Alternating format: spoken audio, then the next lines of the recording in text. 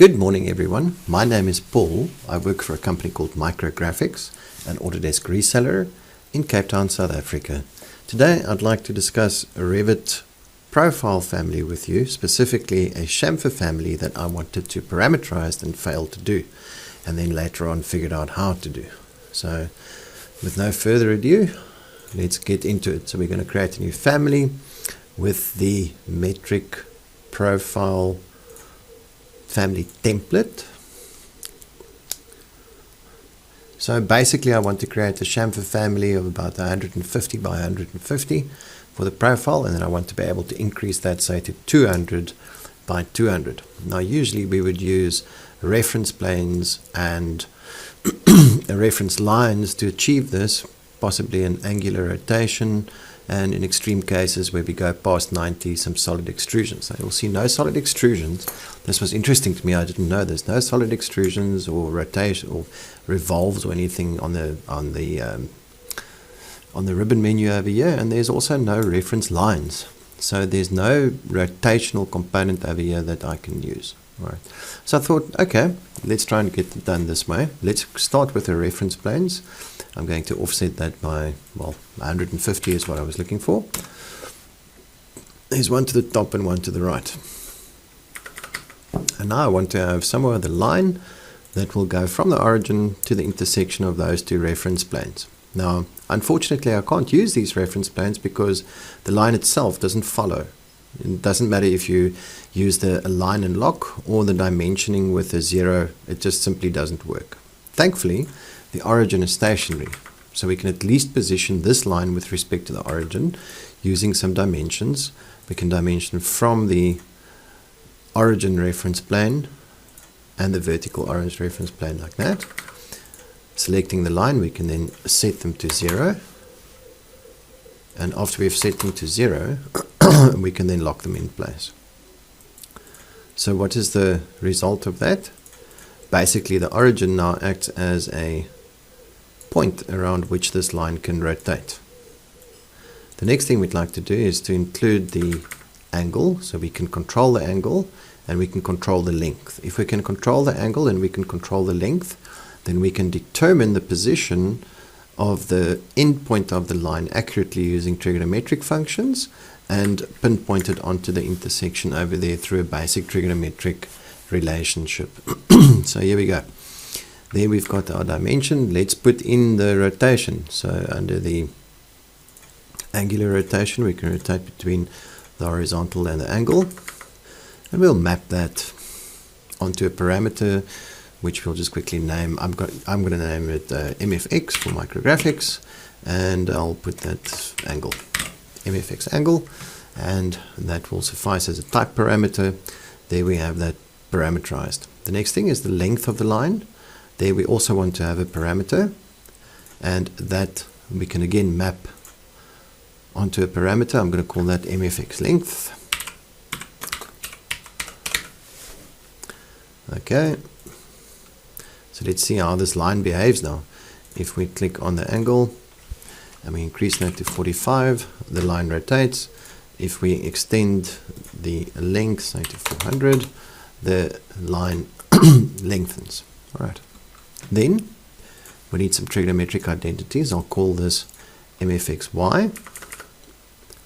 Mapping that is always easiest because it invokes the correct parameter type. We'll say here that is MFX, that's in the Y direction, that's MFXY. And then we've got MFXX in the other direction or in the other orientation. No, we don't want that. We want to create an aligned dimension, that's fine, yes. Select that element and we can map it onto MFXX. MFXX. Right, then lastly we need to calculate the length of the line and the angle of the line based on the MFX and MFXY parameters. For that we'll go into the family type parameters. There's the angle, so we'll calculate the angle as the arctan of MFXY divided by MFXX, And then we'll calculate the length as the square root of mfx x squared plus mfx y squared.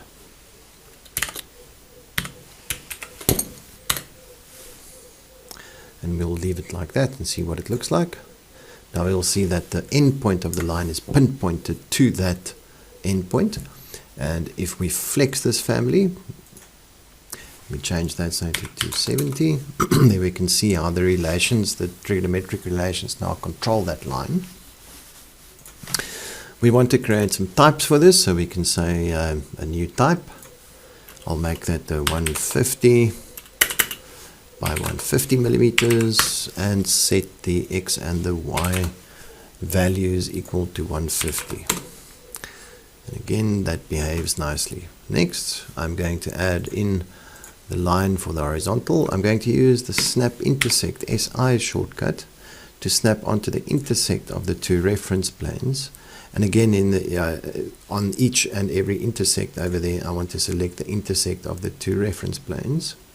It's a bit sensitive when you just try and hover, so I use the SI shortcut, and it does tend to select the reference planes as such. Let's create yet another type. Let's do a 200 by 200 millimeters and set the parameters accordingly.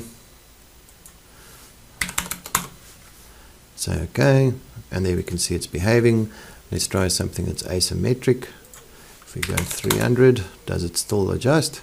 Yes, because it's following the trigonometric identities.